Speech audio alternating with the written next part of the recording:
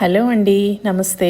Welcome to అఫీనాస్ kitchen. ఈరోజు ఎంతో టేస్టీగా ఉండే టమాటో రైస్ నేను ఏ విధంగా చేస్తానో చూపించబోతున్నానండి. ఇదైతే టేస్ట్ చాలా బాగుంటుంది. మీరు ఒకసారి ట్రై చేయండి. ఇది డిన్నర్కైనా లంచ్కైనా పర్ఫెక్ట్గా సూట్ అవుతుందండి. దీనికోసం ముందుగా ఒక ప్యాన్ పెట్టుకొని ప్యాన్ వేడైన తర్వాత దీనిలోకి 1.5 టేబుల్ స్పూన్ వరకు నెయ్యి వేసుకోండి. నెయ్యి వేసిన తర్వాత నెయ్యి పూర్తిగా మెల్ట్ అయిన తర్వాత దీనిలోకి 1 టీ స్పూన్ పచ్చెనగపప్పు, 1 అర టీ స్పూన్ ఆవాలు, 1 అర టీ స్పూన్ జీలకర్ర వేసి వేయించండి. ఆ తర్వాత జీడిపప్పు కూడా 1 టేబుల్ స్పూన్ వరకు వేసుకోండి. ఇవన్నీ కూడా మీడియం ఫ్లేమ్లో పెట్టి ఒక 30 సెకండ్ల పాటు ఆవాలు చిటపిటమనే వరకు వేయించండి. ఆ తర్వాత కరివేపాకు 1-2 రెమ్మలు వేసుకోండి. ఆ తర్వాత తరిగి పెట్టుకున్న ఒక మీడియం సైజు ఉల్లిపాయలు ముక్కలు కూడా వేసుకుని ఉల్లిపాయలు రంగు మారే వరకు ఈ విధంగా కలిదిప్పుకుంటూ ఉల్లిపాయల్ని బాగా వేయించుకోండి. ఉల్లిపాయలు వేగడానికి మనకి సుమారు 3 నుంచి 4 నిమిషాల పాటు టైం పడుతుందండి. ఈ విధంగా కొంచెం పేషెన్స్గా ఉల్లిపాయల్ని నీట్గా వేయించుకోండి.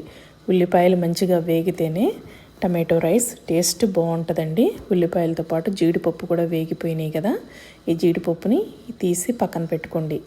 మీరు వీలైతే ముందుగానే జీడిపప్పులు వేయించి కూడా పక్కన పెట్టుకోవచ్చండి. నేనైతే తాలింపులోనే వేసేస్తాను జనరల్గా.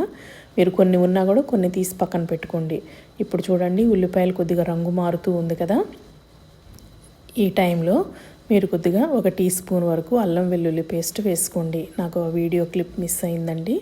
ఈ టైంలో అల్లం వెల్లుల్లి పేస్ట్ 1 టీ స్పూన్ వరకు అల్లం వెల్లుల్లి పేస్ట్ వేసుకొని దాన్ని కూడా దోరగా వేయించుకోండి. ఫ్లేమ్ ఎప్పుడు కూడా అల్లం వెల్లుల్లి పేస్ట్ వేగేటప్పుడు తక్కువలో పెట్టుకోవాలండి. మాడితే టేస్ట్ చేదుగా వస్తుంది. కాబట్టి జాగ్రత్తగా ఫ్లేమ్ని తగ్గించుకొని అల్లం వెల్లుల్లి పేస్ట్ వేయించుకోండి. వేయించిన తర్వాత ముందుగా పేస్ట్ చేసి పెట్టుకున్న టమాటో ప్యూరీని వేసేసేయండి. నేను దీనికోసం 3 టమాటోలు, పెద్ద టమాటోలు తీసుకొని ఇలా ప్యూరీ చేసి పెట్టుకున్నానండి. ఇవి వేసి బాగా మిక్స్ చేసిన తర్వాత మూత పెట్టి 4 నిమిషాల పాటు మగ్గించుకోండి. చూడండి, టమాటోలు చాలా వరకు మగ్గినాయి కదా. ఈ విధంగా కలిదిప్పుకోండి. కలిదిప్పిన తర్వాత దీనిలోకి మనం ఈ టైంలో 1 టీ స్పూన్ ఒక 1/4 టీ స్పూన్ పసుపు వేసుకోండి. రుచికి సరిపడా ఉప్పు కూడా వేసుకోండి. వేసుకొని బాగా మిక్స్ చేసుకోండి. మిక్స్ చేస్తూ ఇలా మూత తీసే టమాటోని పసుపు ఉప్పుతో సహా ఉడికించుకోండి.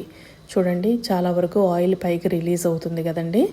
టమాటోస్ బాగా మగ్గిపోయినాయి. ఈ టైంలో 1.5 టేబుల్ స్పూన్ వరకు కారం వేసుకోండి. 1 టీ స్పూన్ గరం మసాలా, సన్నగా తరిగి పెట్టుకున్న కొత్తిమీర కూడా వేసుకోండి. చూడండి, టమాటో బాగా మగ్గిందండి. ఆయిల్ పైకి రిలీజ్ అవుతుంది. ఈ టైంలో మనం కారం, గరం మసాలా, కొత్తిమీర అన్నీ వేసాం కదా. ఇవన్నీ కూడా వేసి ఒక 2-3 నిమిషాల పాటు ఈ విధంగా మూత తీసే టమాటోని ఇంకొంచెం బాగా ఉడికించండి. ఉడికించిన తర్వాత చూడండి, మూత పెట్టి ఆయిల్ సపరేట్ అయ్యే వరకు టమాటోల్ని బాగా ఉడికించండి. చూడండి, ఇప్పుడు వాటర్ అసలు ఏమీ లేకుండా టమాటో బాగా కుక్ అయిపోయింది కదా. ఈ టైంలో మనం ముందుగా ఉడికించి పెట్టుకున్న రైస్ 3 కప్పుల వరకు వేస్తున్నానండి. ఈ రైస్ వేసి బాగా ఈ విధంగా కలిదిప్పుకోండి. చూడండి, ఫ్లేమ్ని మీడియంలో పెట్టుకొని రైస్, టమాటో పేస్ట్ అంతా బాగా పట్టేటట్టుగా రైస్ని బాగా మిక్స్ చేసుకోండి. చూడండి, ఈ విధంగా చక్కగా అన్ని వైపులా మిక్స్ చేసుకుంటూ టమాటోకి రైస్ కొంచెం గడ్డలుగా ఉంది కదండి, అదంతా కూడా నీట్గా మిక్స్ చేసి ఇప్పుడు మూత పెట్టి ఒక 3 నిమిషాల పాటు మగ్గించండి. ఎందుకంటే టమాటో ప్యూరీ బాగా రైస్ అంతా అబ్జార్బ్ చేసుకుంటుంది కదండి.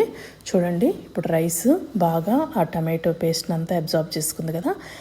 ఈ టైంలో ఇంకొక టేబుల్ స్పూన్ వరకు గీ వేసుకొని, ఇది ఆప్షనల్ అండి. టేస్ట్ బాగుండాలంటే నేను ఇది పిల్లల కోసం చేస్తున్నాను కాబట్టి నేను ఇంకొక టేబుల్ స్పూన్ వరకు గీ వేసాను. వేయించి పెట్టుకున్న జీడిపప్పు, ఇంకొంచెం కొత్తిమీర తరుగు కూడా వేసి చూడండి, ఈ విధంగా బాగా మిక్స్ చేయండి. ఈ రైస్ వేడివేడిగా తింటే చాలా బాగుంటుందండి. ఇది చేసినప్పుడు మా పిల్లలు ఎప్పుడు రిపీటెడ్గా ఇదే చెయ్యి మమ్మీ అని అడుగుతూ ఉంటారు.